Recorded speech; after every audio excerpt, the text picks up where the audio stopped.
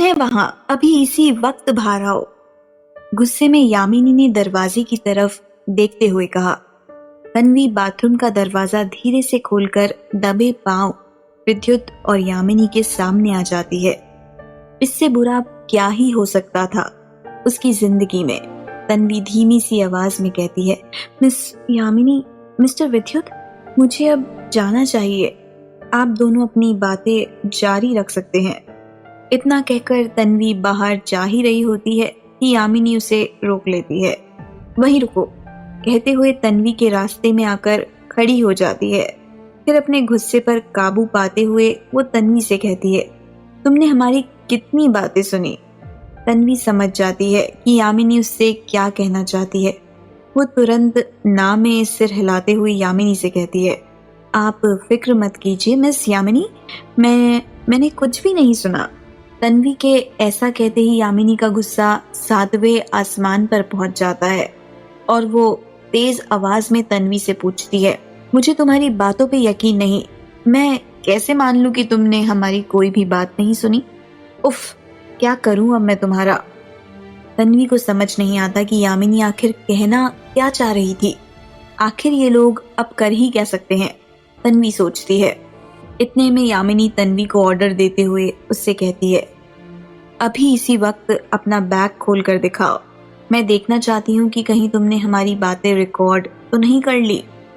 What miss Yamini, आप हद पार कर रही हैं। तन्वी मन ही मन सोचती है और बिना कुछ रिएक्ट किए उसी जगह खड़ी रहती है।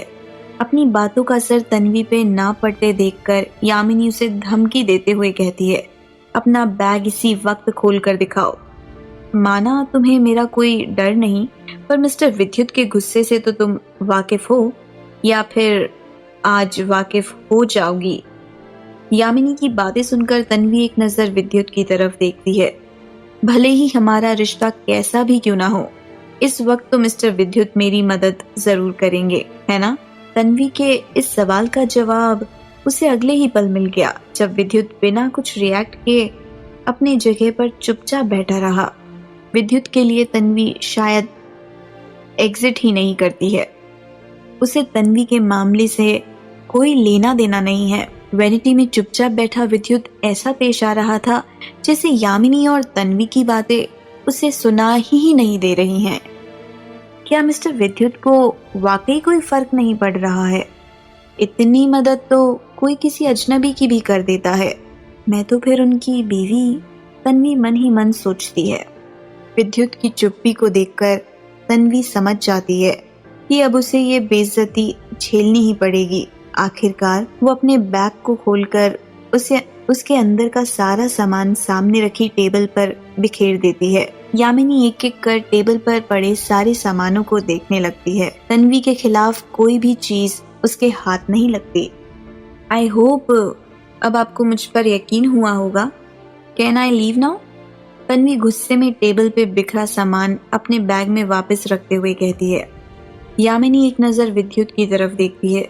विद्युत अभी भी बिना कुछ रिएक्ट किए वहां चुपचाप बैठा हुआ है। हालांकि उसके चेहरे को देखकर ऐसा बिल्कुल नहीं लग रहा कि उसे तन्वी के लिए थोड़ा सा भी बुरा महसूस हो रहा है।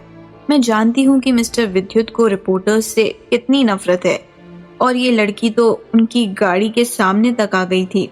इसके बावजूद मिस्टर विद्युत ने उसे फिल्म सेट के अंदर बुलवाकर उसे फर्स्ट एड दिलवाया।